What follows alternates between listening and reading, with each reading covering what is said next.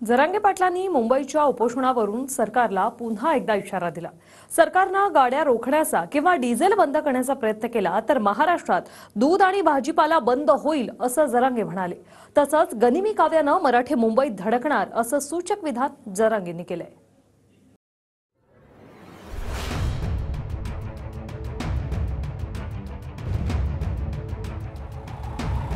आम्ही काय करणार आहेत, कसं करणार आहे ते आम्ही 10 तारखेला सांगतो। आम्ही त्यांना सावध होऊन देणार, मराठ्याला ते गनिमी काय कळून देणार, मग आपण कसं काय कळून द्यायचं त्यांना।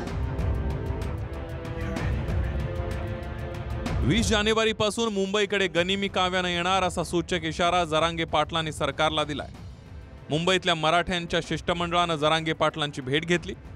त्यानंतर मुंबईच्या दिशेनं निघाल्यावर कुठं थांबायचं, व्यवस्था कशी करायची यावर चर्चा झाली।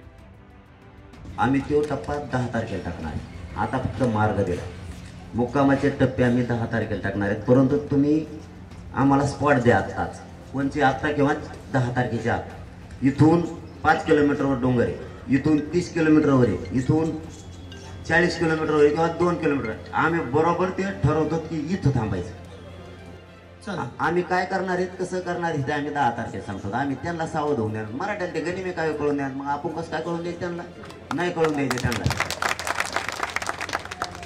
महाराष्ट्रातल्या सगळ्या मराठा बांधवांना माझी आज या बैठकीच्या माध्यमातून पुन्हा एकदा विनंती, कोणीच घरी जायचं नाही। लेकराला मोठं करायसाठी सगळ्यांनी घराच्या बाहेर पडायचे। हारपारचं शेवटचं आंदोलन आहे मुंबईत।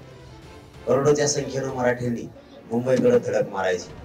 कोणीही कोणाचं वाहन अडवलं जाणार नाही, कोणाचं ट्रॅक्टर अडवलं जाणार नाही, कोणी भ्यायची गरज नाही, कोणाच्या किशेला सुद्धा भ्यायची गरज नाही। तुमच्या पोरापेक्षा मोठं तुम्हाला काहीच नाही। 3 कोटी मराठे मुंबईत धडकणार असं जरांगे पाटील म्हणतात। एकाही मराठ्यानं घरी राहू नये असं आवाहन जरांगे पाटलांनी पुन्हा एकदा केलं। त्यासोबत अँब्युलन्स आणि डॉक्टरांपासून ते वकिलांच्याही फौजा सोबत असतील। महाराष्ट्रातल्या सगळ्या मराठा बांधवांना माझी आज या बैठकीच्या माध्यमातून पुन्हा एकदा विनंती, कोणीच घरी जायचं नाही। लेकराला मोठं करायसाठी सगळ्यांनी घराच्या बाहेर पडायचे। हारपारचं शेवटचं आंदोलन आहे मुंबईत। करोडोच्या संख्येनं मराठ्यांनी मुंबईकडे धडक मारायची। कोणीही कोणाचं वाहन अडवलं जाणार नाही, कोणाचं ट्रॅक्टर अडवलं जाणार नाही, कोणी भ्यायची गरज नाही, कोणाच्या किशेला सुद्धा भ्यायची गरज नाही। तुमच्या पोरापेक्षा मोठं तुम्हाला काहीच नाही। आपल्याला तिथल्या वकिलाची 200 जणांची टीम लागली, 200 जणांची, आणि डॉक्टर जवळपास 1,500पेक्षा जास्त पाहिजे। आम्ही सोबत आणणार आहोत। आम्ही जवळपास 80 अँब्युलन्स केल्यात आतापर्यंत। आम्ही आणखी 80, त्याच्यात जवळपास 250 अँब्युलन्सची भर टाकणार आहे। हो, 250 अँब्युलन्सची भर टाकणार आहेत आम्ही त्याच्यात। आम्हाला एक जण 3,000 टॉयलेट देतोय म्हणला, पण त्याचा पैशाचा आमचा काही जुळा नाही। हे आमजवळ इतके पैसे नाही, दिले मोठे म्हणाला। अंतरवाली सराटीत अभिनेते सयाजी शिंदेंनीही जरांगे पाटलांची भेट घेतली आणि जरांगे पाटलांच्या लढ्याला पाठिंबा दिलाय। मराठ्यांना आरक्षण मिळालं पाहिजे आणि कोणीतरी आवाज उठवला पाहिजे आणि मनोज जरांगेसारख्या पाटील माणसांनी जो काय न भूतो न भविष्यंती असं जे काम चाललंय त्याला की शुभेच्छा म्हणून भेट द्यायला आलो होतो। मोर्चामध्ये असं रस्त्यावरच उतरून काय ओरडलं पाहिजे अशातला भाग नसतो ना, सपोर्ट असणं महत्त्वाचं आहे आणि तो खरेपणाच्या बाजूने सगळे लोक उभं राहतातच नेहमी। जरांगे पाटलांची मागणी मराठ्यांना ओबीसीतून सरसकट आरक्षणाची आहे, त्याला भुजबळांचा विरोध आहे। त्यावरून भुजबळ आणि जरांगे पाटलांमध्ये शाब्दिक सामनाही झाला। त्यावरून भुजबळांना शिर्डीतल्या मेळाव्यातून आव्हाडांनी घेरलंय। भुजबळांना एवढं बोलायला कुणी लावलं, ते त्रिकूट सरकारच्या राजकारणाचे बळी पडल्याची टीका आव्हाडांनी केली आहे। मराठा समाजाला आमचा विरोध नाही, आमचा विरोध आहे तो झुंडशाहीला आहे। दादागिरी चाललेली त्याला आमचा विरोध आहे आणि ही दादागिरी जर अशी चालू राहिली तर आतापर्यंत जे आमच्या अनेक वक्त्यांनी सांगितलं तर दादागिरीला दादागिरीनंच उत्तर दिलं जाईल हे सुद्धा इथं सांगतो।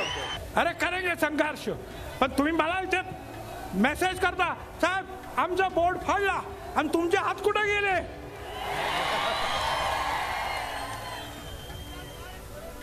जसे आज तसं उत्तर द्यावं लागेल।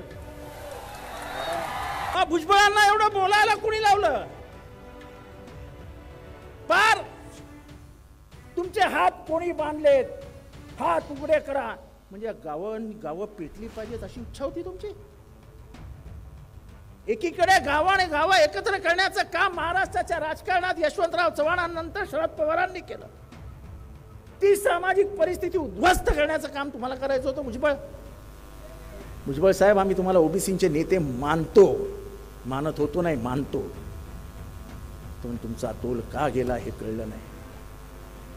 तुम्ही ह्या त्रिकूट सरकारच्या राजकारणाचे बळी ठरले आहात असं आज अख्खा ओबीसी बोलतो. अंतरवाली सराटीहून संजय सरोदेसह ब्युरो रिपोर्ट, TV9 मराठी.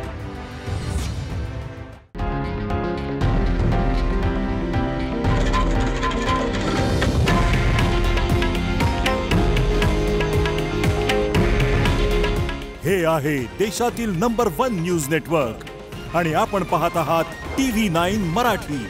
काळजी तुमची, हित महाराष्ट्राचं.